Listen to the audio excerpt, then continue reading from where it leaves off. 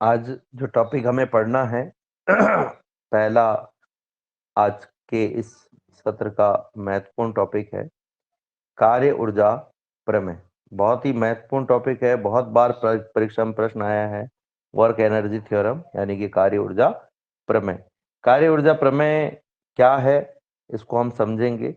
देखिए, कार्य ऊर्जा प्रमेय का जो सीधा स्वरूप है वो इस इक्वेशन से ही निकल करके आ जाता है। W is equals to del of K, where K is kinetic energy. W work यानी कि कार्य है, यानी हम ये कह सकते हैं डेल के, हम सब जानते हैं जब भी डेल किसी चीज के साथ में लगाया जाता है तो परिवर्तन को बताता है, अंतर को बताता है। W कार्य है, यानी इस समीकरण से हम कह सकते हैं कार्य गतिज ऊर्जा में परिवर्तन या गतिज ऊर्जा में जो अंतर उत्पन्न हो रहा है उसके लिए लिया गया है, के बराबर है। तो कार्य ऊर्जा प्रमेय कहती है कि यदि किसी वस्तु पर बल लगाया जाए तो बल लगाने पर वस्तु पर उस बल के द्वारा किया गया कार्य, वस्तु पर बल के द्वारा किया गया कार्य वस्तु की गतिज ऊर्जा में परिवर्तन के बराबर होता है। इसी को हम कार्य ऊर्जा प्रमेय कहते हैं। अब यहां से अगर मैं मान रखना चाहूं तो W बराबर डेल के है और डेल के को हम लिख सकते हैं के एफ माइनस के आई, जहां पर के एफ क्या है, अंतिम गतिज ऊर्जा, और के आई जो है वो प्रारंभिक गतिज ऊर्जा। अब ये इक्वेशन आई कहां से हमारे पास में, अगर हम उसकी चर्चा करें तो देखिए, हम सब जानते हैं कि जब भी कोई पिंड एक समान त्वरण से गति करता है तो गतिकी का जो तृतीय समीकरण है वो ये कहता है कि v स्क्वायर बराबर u square equal two plus 2as। ठीक है, यहां पर ये जो 2as है और v स्क्वायर बराबर u स्क्वायर है, इसमें से इस u स्क्वायर को इधर ले आए तो हो जाएगा v square minus u square is equal to 2as। Actual में ये 2as नहीं होकर के 2a.s होता है। ठीक है, इस पूरी समीकरण को अगर हम हाफ m से गुणा कर दें तो हमारे पास में आ जाएगा हाफ ऑफ m। देखिए, हाफ ऑफ m से क्यों गुणा कर रहे हैं, इसलिए कि जो v स्क्वायर है उसे हम हाफ एम वी स्क्वायर के रूप में बना सके और हमारे पास में एक गतिज ऊर्जा का सूत्र आ जाए। हाफ m से गुणा कर दिया लेफ्ट साइड को, v square minus U square, और हाफ m से ही राइट साइड को गुणा कर दिया, हाफ ऑफ m, और इस तरफ हमारे पास में 2a में ऑलरेडी है। ठीक है, a.s हमारे पास ऑलरेडी है।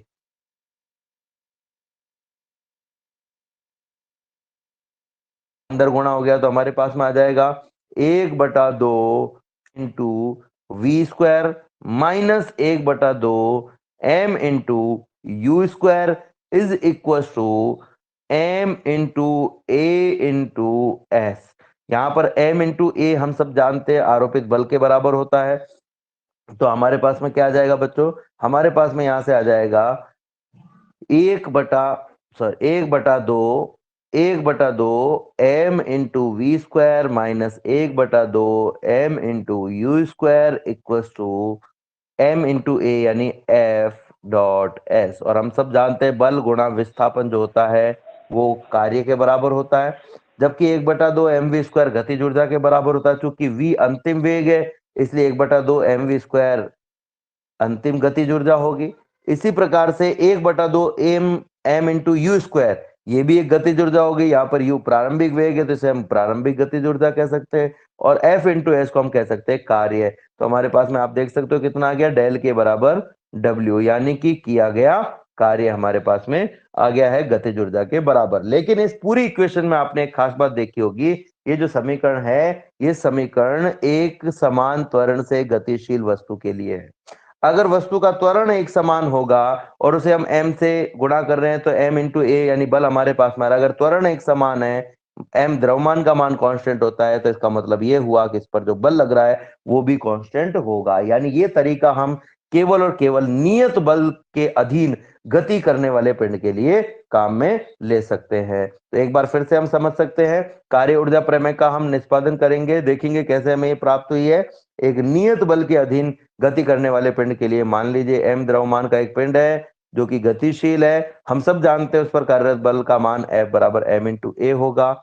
गति के तृतीय समीकरण से हम कह सकते हैं v स्क्वायर बराबर you square equal two plus 2as। अब हमारे पास में दो तरीके हैं, एक तरीका तो ये है कि इस पूरी समीकरण को, जो भी अभी मैंने काम में लिया, पूरी समीकरण को हाफ m से गुणा कर दो। दूसरा तरीका क्या है, इस समीकरण से हम s का मान निकाल लेते हैं।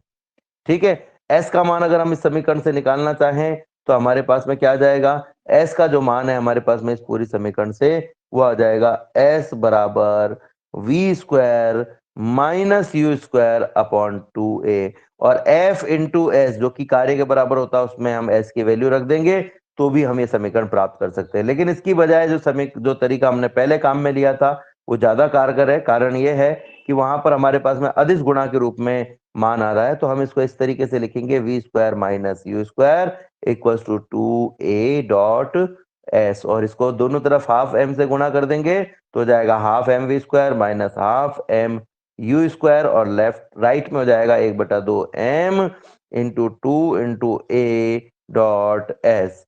2 से 2 कट जाएगा, m इंटू ए बराबर f होता है, तो f डॉट एस हमारे पास में आ जाएगा 1/2m we square 1/2m you square. इसको हम अंतिम गतिज ऊर्जा और प्रारंभिक गतिज ऊर्जा कह सकते हैं। तो इस प्रकार से हम देख सकते हैं कि जो गति में परिवर्तन आरोपित बल के द्वारा किए गए कार्य के इक्वल है, गतिज ऊर्जा में परिवर्तन किए गए कार्य के बराबर होता है, और इसी को हम कार्य ऊर्जा प्रमेय कहते हैं। ये तो बात थी सामान्य बल के लिए। अब लेकिन अगर हम परिवर्ती बल के लिए ज्ञात करना चाहें तो देखते हैं किस तरीके से हम ज्ञात कर सकते हैं। हम सब जानते हैं जो k होता है यानी गतिज ऊर्जा होती है, उसका मान होता है 1/2m into we square.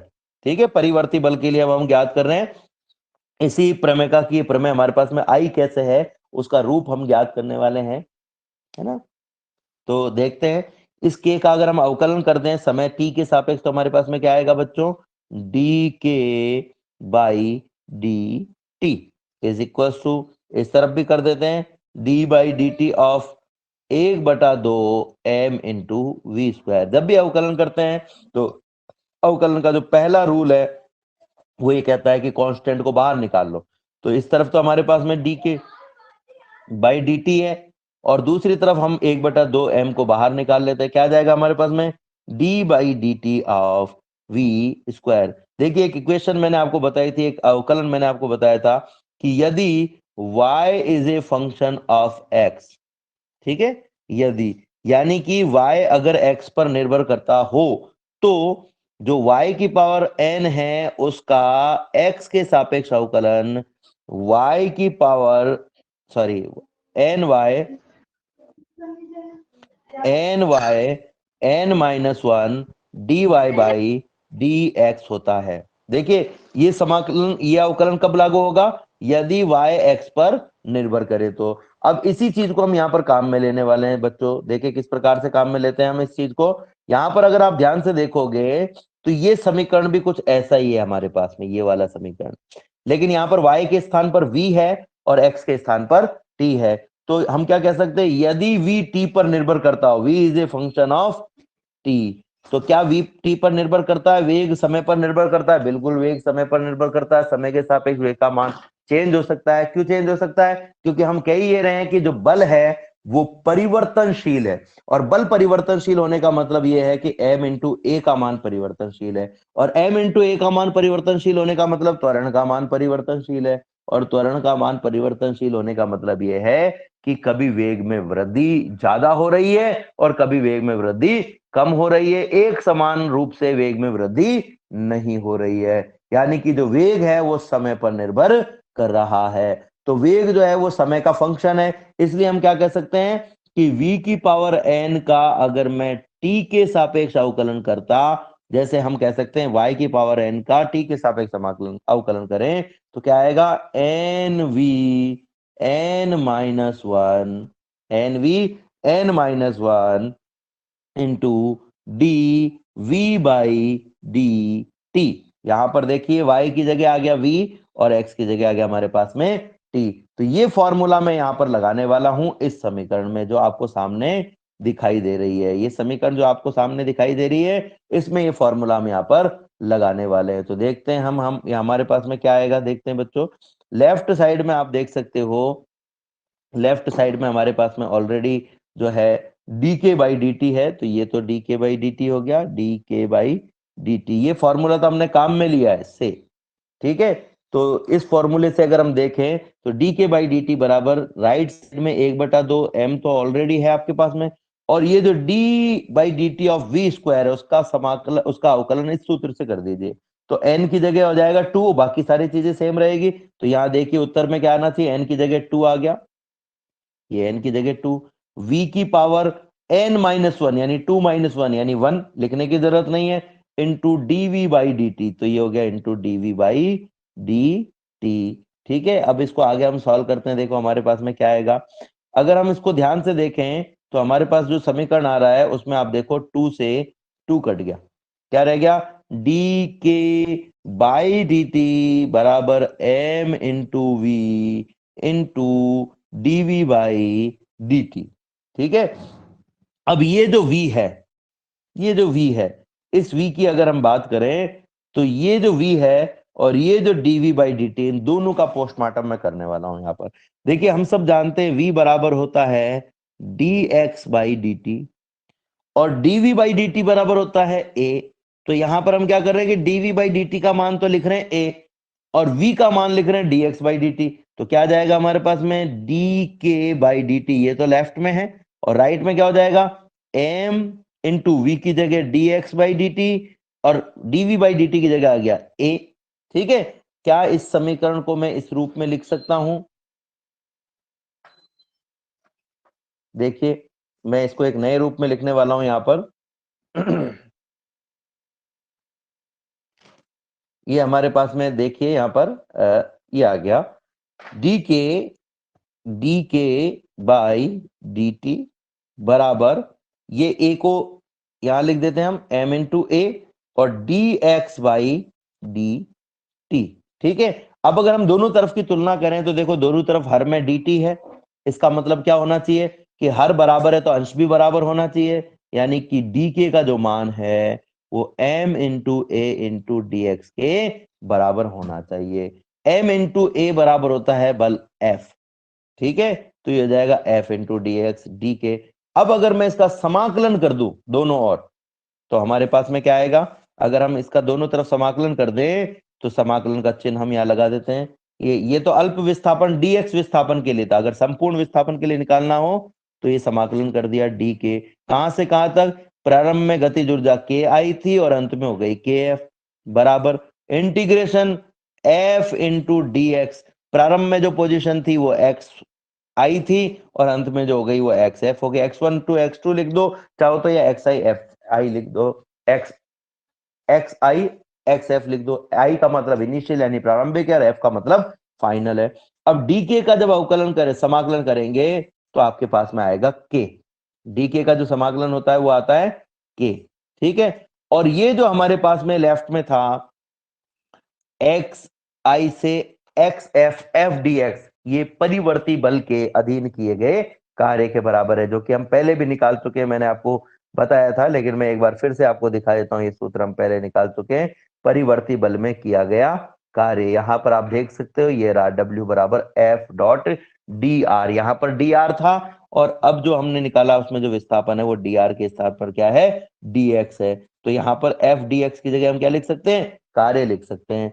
DK का समाकलन तो कितना हो गया, डीके का समाकलन किया तो हमने क्या आ गया हमारे पास में के। अब आप सोच रहे होंगे डीके का समाकलन के कैसे आया, तो देखिए यहाँ पर के का कोई पद नहीं है तो के की घात मान लेते हैं हम 0, क्योंकि किसी भी राशि की घात 0 मानो तो उसका जो मान होता है वो 1 होता है और 1 से गुणा करने पे कोई फर्क नहीं पड़ता। मैं डीके का समाकलन कैसे किया है वो बता रहा हूं आपको। अब एक फॉर्मूला हमने देखा था, x की पावर n का x के सापेक्ष समाकलन करो तो आता है x की power n plus 1 upon n plus 1। यहां पर हम रख देते हैं k की पावर 0 है, इसका समाकलन किया तो हो गया k की पावर 0 प्लस 1 अपॉन नीचे हो गया 0 प्लस 1।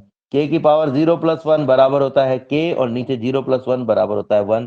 k में 1 का भाग दिया तो आ गया k, यानी कि k का k के सापेक्ष समाकलन करें तो k हमारे पास में के की पावर 0 का, यानी कि के की पावर 0, के की पावर 0 इंटू डी के, इसका अगर हम समाकलन कर रहे हैं तो के हमारे पास में आएगा। तो इसी तरीके से अगर मैं के की पावर 0 यानी कि 1 इंटू डी के का समाकलन करूं तो क्या हमारे पास में आएगा, यहाँ पर बच्चों हमारे पास में आ जाएगा के। ये देखिए डी के का समाकलन किया हमने डीके का समाकलन कर रहे हैं तो वही के की पावर 0 मान लो, तो के की पावर 0 इंटू डीके यानी ओनली डीके का समाकलन के हमारे पास में आ जाएगा।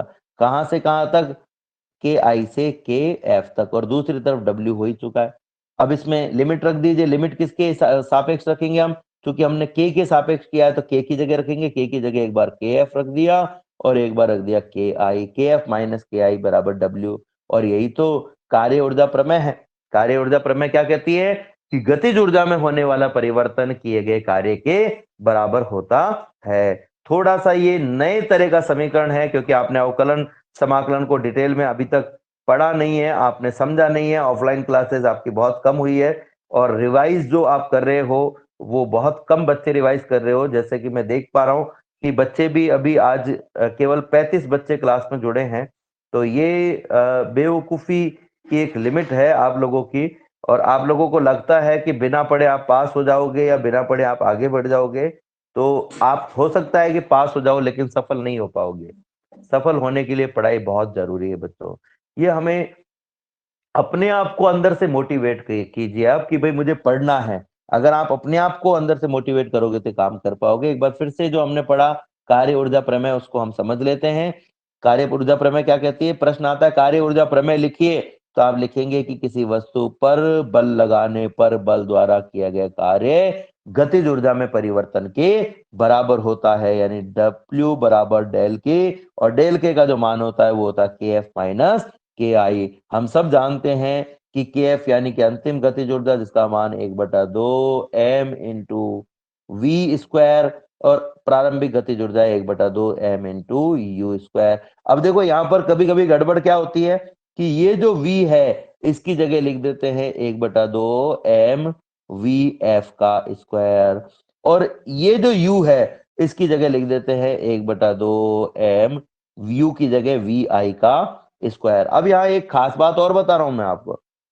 क्या होता है कि कभी कभी आप लकीर के फकीर बनकर उस चीज को याद करते हो। लकीर के फकीर का मतलब क्या है?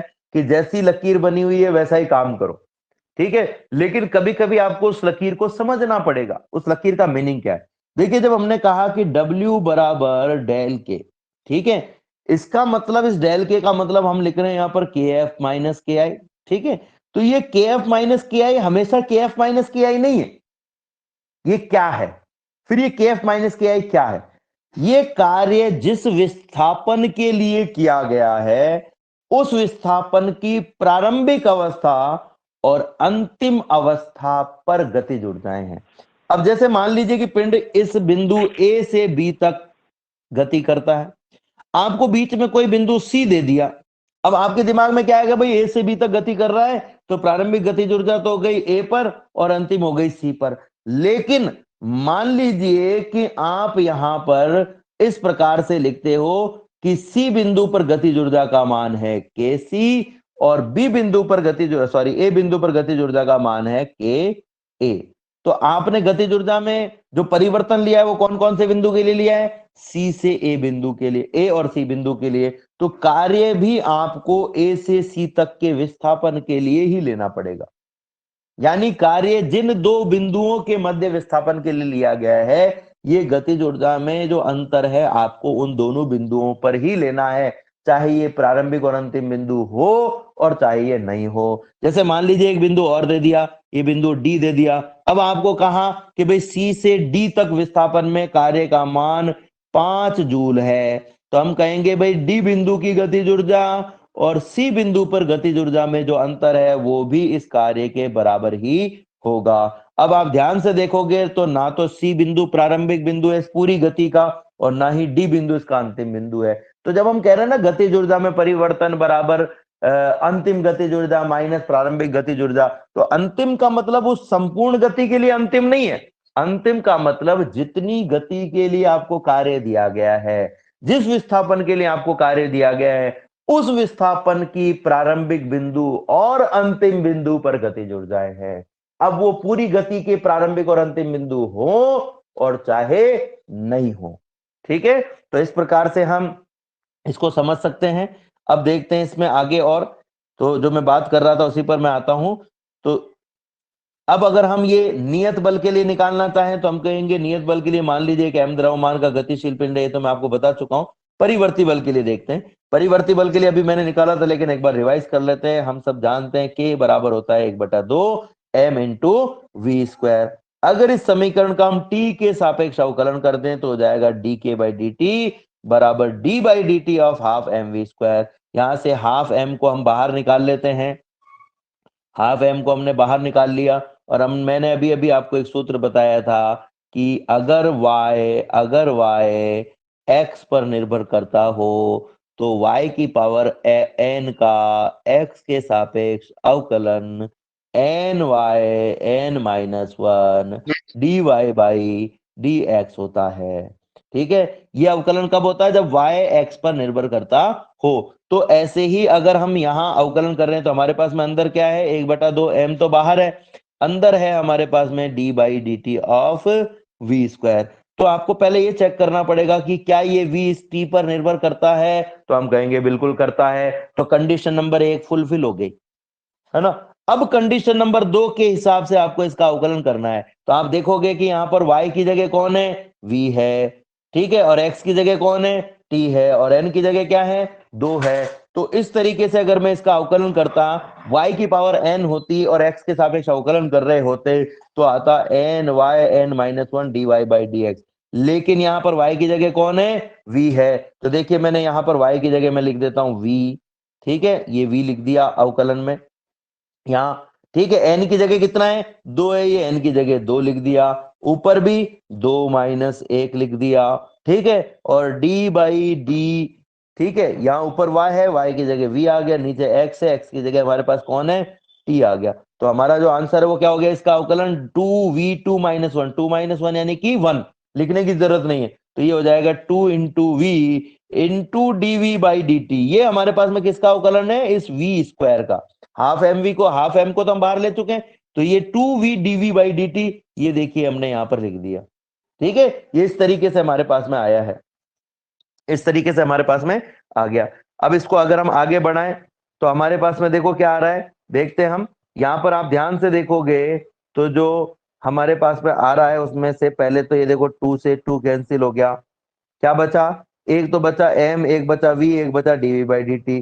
तो dk बाई डी टी बराबर हो गया mv dv by D T, mv dv by D T. अब यहाँ पर हम कुछ चेंज करने जा रहे हैं। आपके दिमाग में आ रहा होगा कि भाई हम चेंज क्यों कर रहे हैं? हम इसलिए चेंज कर रहे हैं कि हम इस समीकरण को कार्य के समीकरण में बदलना चाहते हैं। और कार्य के समीकरण में हमें क्या चाहिए? एक तो हमें चाहिए बल और एक चाहिए हमें विस्थापन। बल का मान होता है m इंटू ए और विस्थापन को हम dx ले रहे हैं x दिशा के लिए। तो हमें कैसे भी करके क्या करना पड़ेगा? यहाँ पर m इंटू ए लाना पड़ेगा और dx लाना पड़ेगा। तो ये जो समीकरण है इसको हमें ऐसे चेंज करना पड़ेगा कि a भी आ जाए और dx भी आ जाए। इसके लिए हमने क्या किया कि जो dv बाई dt है, उस dv बाई dt को तो हम लिखेंगे a, ये dv बाई dt को तो हम लिखेंगे a, और जो v है उसको हम लिखेंगे dx बाई dt। तो देखो यहां से dv बाई dt को हटाने से a आ जाएगा और v को हटाने से dx हमारे पास में आ जाएगा। जो दो चीजें हमें चाहिए वो दोनों चीजें हमारे पास में आ जाएगी। तो ये देखिए dv बाई dt की जगह a और v बराबर dx बाई dt हम रख दें तो देखो v की जगह तो आ गया dx बाई dt और dv बाई dt की जगह आ गया a। इसको हम लिख सकते हैं m इंटू, तुलना कर लो, dt की जगह dt, m into A into dx, और m इंटू ए बराबर होता है बल F। अगर हम समीकरण का समाकलन कर दें तो डी के बराबर एफ डी एक्स आ जाएगा हमारे पास। समाकलन डी के आई से के एफ और समाकलन एफ डी एक्स के एक्स आई से एक्स एफ। इसको आप चाहो तो के वन से के टू और एक्स वन से एक्स टू भी लिख सकते हो। अब ये जो एफ डी एक्स होता है ये कार्य के बराबर होता है, तो ये तो हमारे पास में आ गया कार्य लेफ्ट राइट साइड में। तो और लेफ्ट साइड में जो डी के था उसका जो अवकलन समाकलन था वो होता है के, तो ये हमने के लिख दिया। और लिमिट के एफ से के आई, एक बार के की जगह हमने उच्च सीमा के एफ रखा और एक बार निम्न सीमा के आई, के की जगह एक बार के एफ और एक बार के आई, और लेफ्ट में क्या है? डब्ल्यू। तो डब्ल्यू बराबर हो गया के एफ माइनस के आई, और के एफ माइनस के आई को हम लिख सकते हैं डेल के। तो डेल के बराबर डब्ल्यू या डब्ल्यू बराबर डेल के, इस तरीके से हम प्राप्त कर सकते हैं। तो ये हमारे पास में क्या है बच्चों? ये हमारे पास में गतिज ऊर्जा और कार्य के मध्य का संबंध आ गया है, उन दोनों के मध्य की समीकरण आ गई है। और आप ध्यान से देख रहे होंगे कि परिवर्ती बल के लिए भी किए गए कार्य का जो मान है वो गतिज ऊर्जा में परिवर्तन के बराबर है। इसका मतलब ये हुआ कि जो कार्य ऊर्जा प्रमेय है वो परिवर्ती बल के लिए भी लागू होती है और जो कार्य ऊर्जा प्रमेय है वो नियत बल के लिए भी लागू होती है।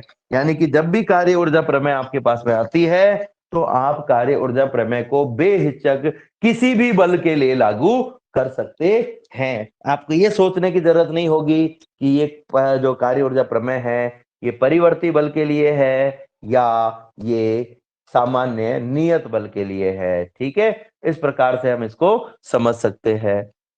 आगे बढ़ते हैं इससे। तो अगला जो टॉपिक है वो है गतिज ऊर्जा और रेखीय वेग में संबंध। गतिज ऊर्जा और रेखीय वेग में संबंध क्या है?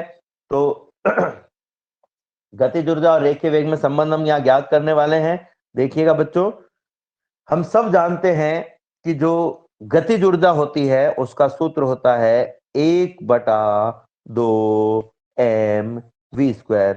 बच्चों, जब भी हम कोई चीज पढ़ रहे हैं तो बहुत ही महत्वपूर्ण बात यह है कि जब भी कोई चीज आपको समझ में नहीं आ रही है, कोई टॉपिक आपको समझ में नहीं आ रहा है, कोई लाइन आपको समझ में नहीं आ रही है, तो तुरंत आप उस प्रश्न को पूछ लीजिए। ठीक है, और अगर तुरंत नहीं पूछते हैं तो टॉपिक खत्म होने के बाद में आप उस चीज को पूछ लीजिए।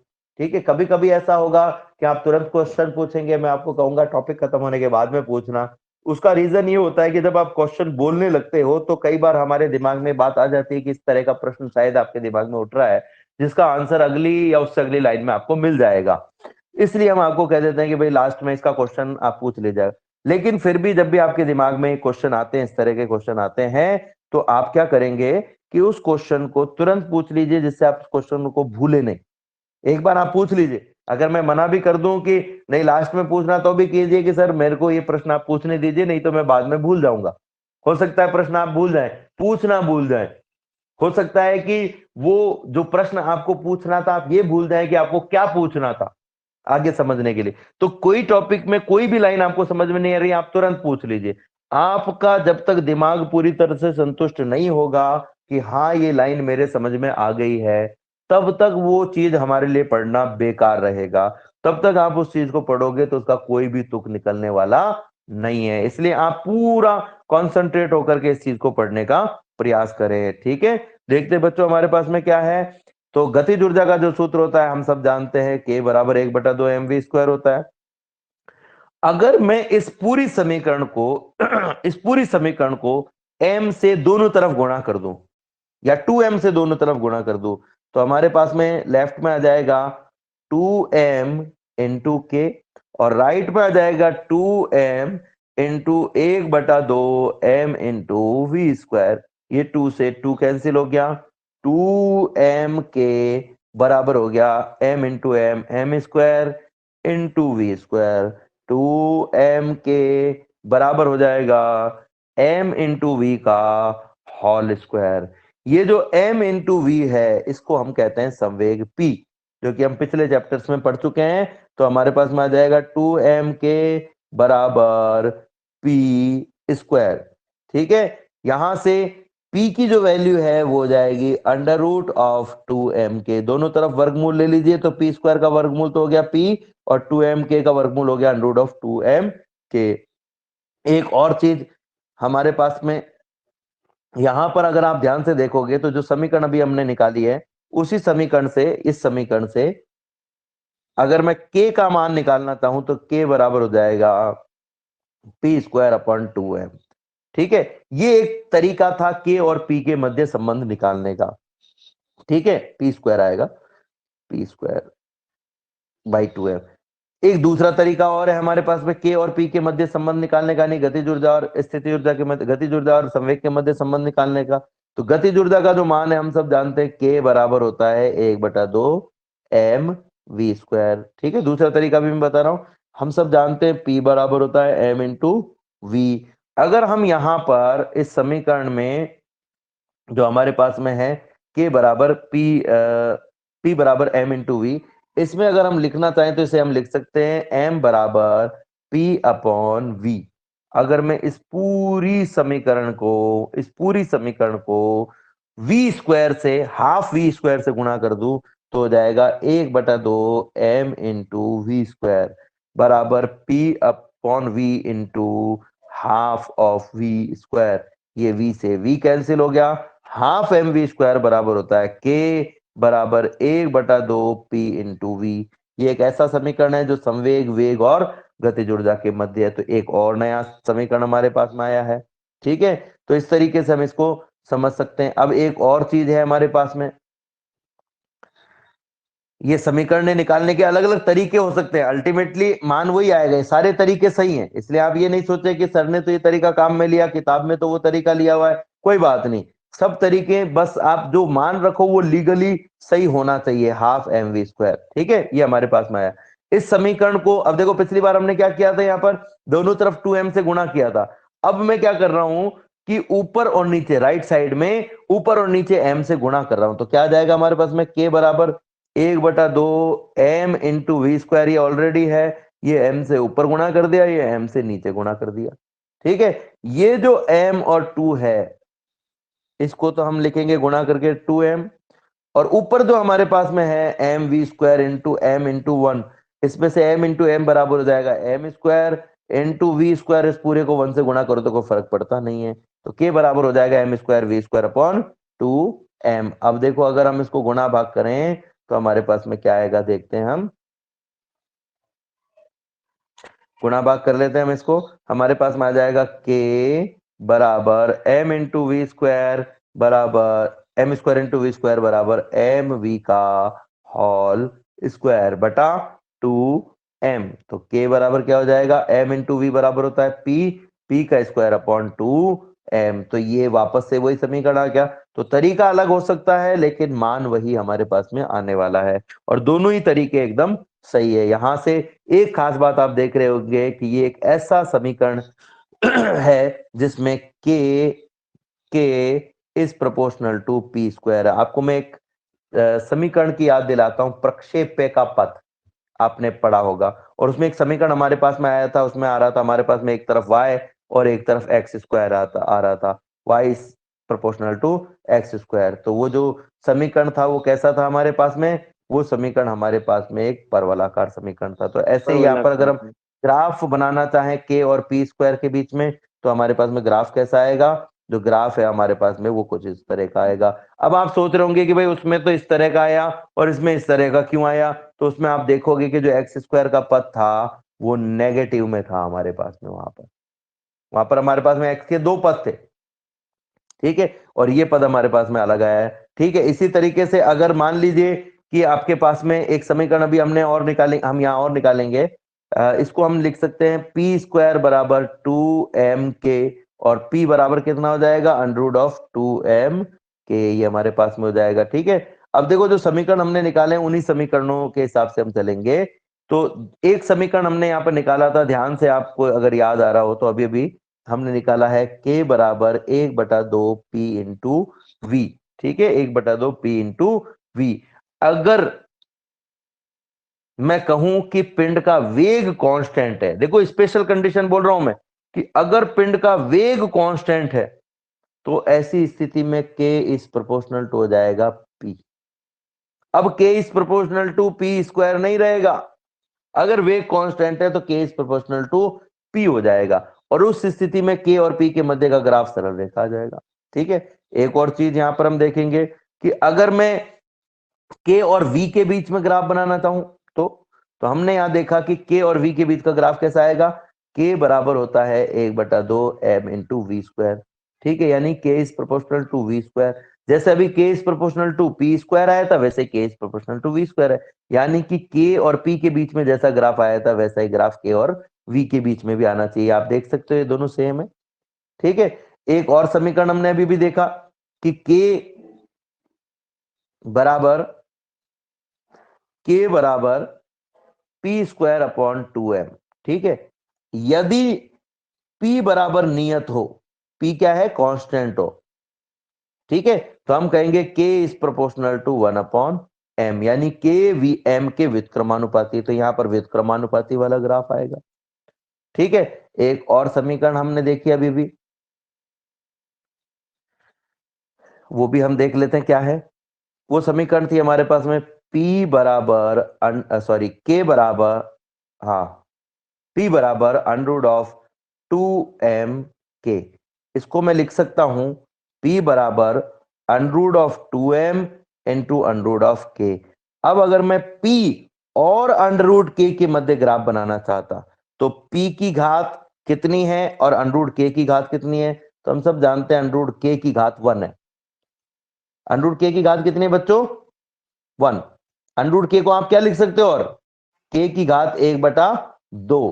तो अंडर रूट k की घात कितनी हुई? कोई बता सकता है मुझे अंडर रूट k की घात कितनी होगी? आधी सर। आधी नहीं, आधी तो बेटा k की है। बस यही एक कंफ्यूजन मुझे दूर करना था।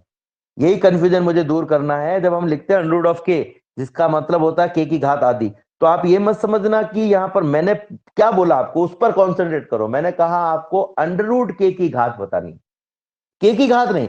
k की घात तो हाफ है, लेकिन अंडर रूट k की घात 1 है।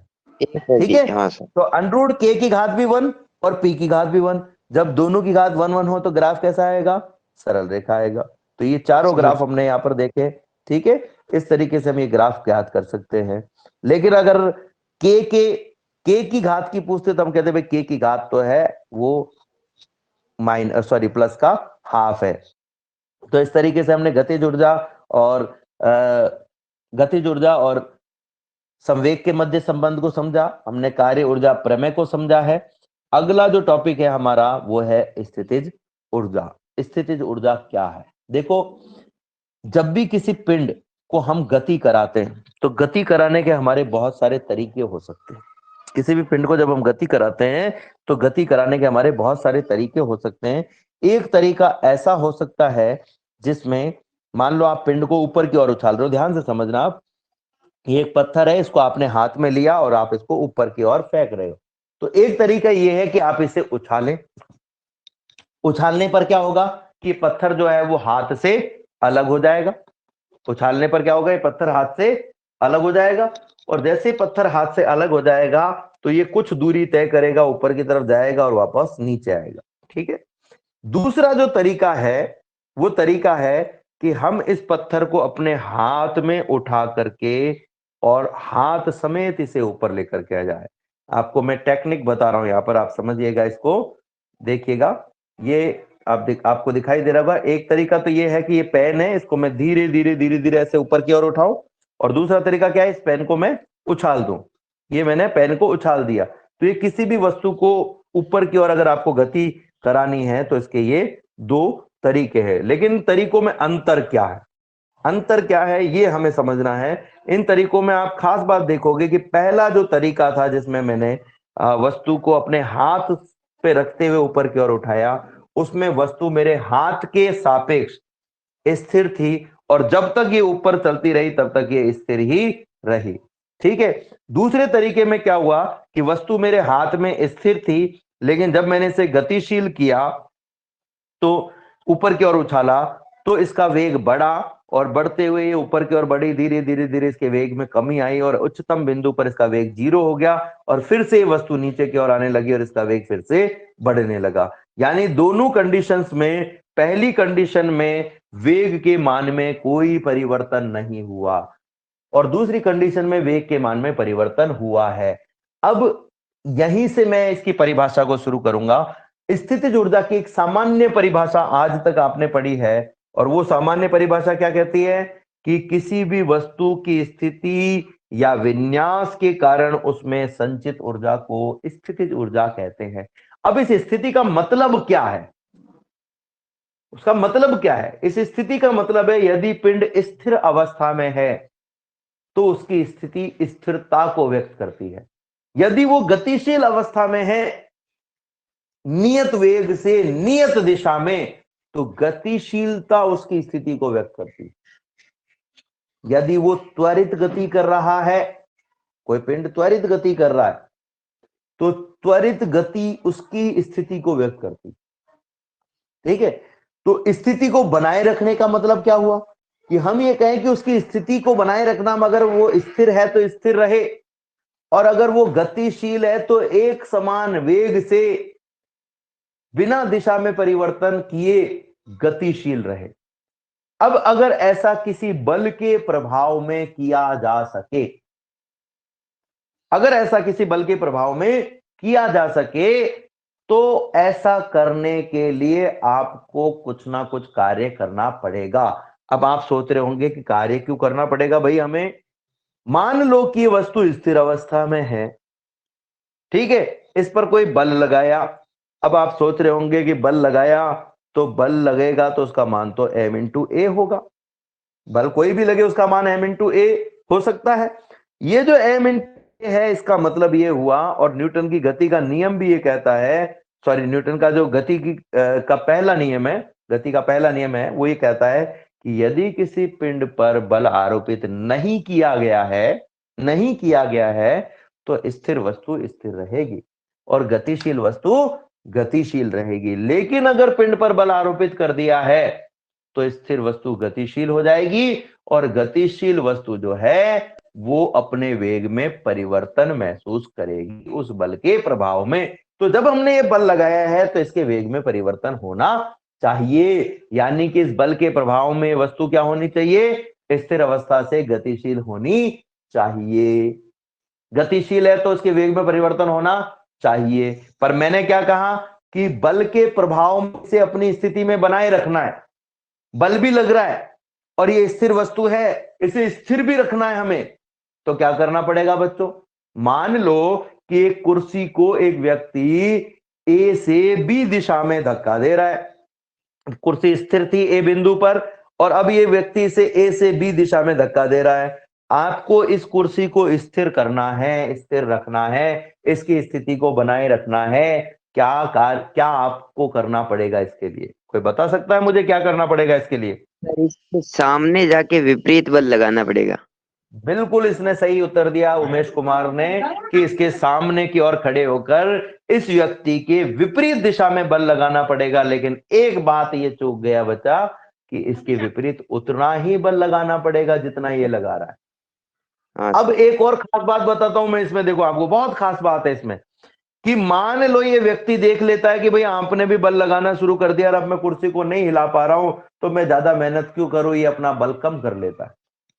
ये अपना बल कम कर लेता है कि भाई मैं ज्यादा मेहनत क्यों करूं, बढ़ने दो रे यार, ये तो ये हिलाने नहीं दे रहा कुर्सी को, तो मैं अपना बल क्यों लगाऊं। अब अगर आपने अपना बल कम नहीं किया, ध्यान से समझना मेरी बात को, इसने अपना बल कम कर लिया, 5 न्यूटन था, आपने भी 5 न्यूटन लगाया, इसने अपना बल कम करके 3 न्यूटन कर दिया और आपने अपना बल कम नहीं किया, तो ये कुर्सी आपके द्वारा लगाए गए बल की दिशा में खिसक जाएगी। पर अगर ये आपके लगाए गए बल की दिशा में भी खिसक गई तो भी ये स्थिर नहीं रहेगी। यानी जब ये बल को कम कर ले तो हमें भी अपने बल को कम करना पड़ेगा। अगर ये अपने बल को बढ़ा ले तो हमें भी अपने बल को बढ़ाना पड़ेगा। अब मुझे ये बताओ कि वो व्यक्ति जो इसे ए से बी की ओर ले जाना चाहता था, मान लीजिए कि वो संदीप है, मान लीजिए कि वो कौन है? संदीप है। संदीप इसे ए से बी की ओर ले जाना चाहता है, लेकिन पीयूष ने कहा कि नहीं भाई, सर ने कहा है कि इसको अपनी स्थिति में बनाए रखना है, इसलिए संदीप मैं तुझे इसे ले जाने नहीं दूंगा।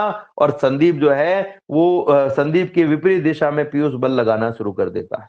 ठीक है, तो ये बताओ मुझे बच्चों कि ये जो पीयूष है जब ये बल लगाएगा तो क्या बल लगाने पर इस कुर्सी को स्थिर अवस्था में रखने के लिए ये जो भी यहां पर बल लगा रहा है, उस बल को लगाते समय इसको थकावट महसूस होगी क्या? क्या इसको हाँ सर। थकावट महसूस होगी? होगी। हाँ इसका हाँ मतलब सर। ये हुआ कि इसका मतलब ये हुआ कि इसकी ऊर्जा खर्च हो गई। और ऊर्जा अगर इसकी खर्च हो गई है तो इसका मतलब इसने कोई ना कोई कार्य किया होगा। तो ये जो कार्य इसने किया है, इस कुर्सी को अपनी स्थिति में बनाए रखने के लिए, इस कुर्सी को अपनी स्थिति में बनाए रखने के लिए यही कार्य स्थितिज ऊर्जा के रूप में संचित होता है। ठीक है, इसी प्रकार से किसी गतिशील वस्तु को उसी वेग से गतिशील रखने के लिए, उसके वेग में परिवर्तन का विरोध करने के लिए, उसके वेग में परिवर्तन को रोकने के लिए जो बल लगाना पड़ता है, उस बल द्वारा जो कार्य किया जाता है वह स्थितिज ऊर्जा के रूप में संचित हो जाता है। यानी हम ये क्या कह सकते हैं कि किसी वस्तु को जो स्थिर है उसे स्थिर बनाए रखने के लिए, और जो गतिशील है यानी वस्तु की स्थिति को, अगर मैं कॉमनली कहूं तो मैं कहूंगा वस्तु की स्थिति को बनाए रखने के लिए किया गया कार्य स्थिति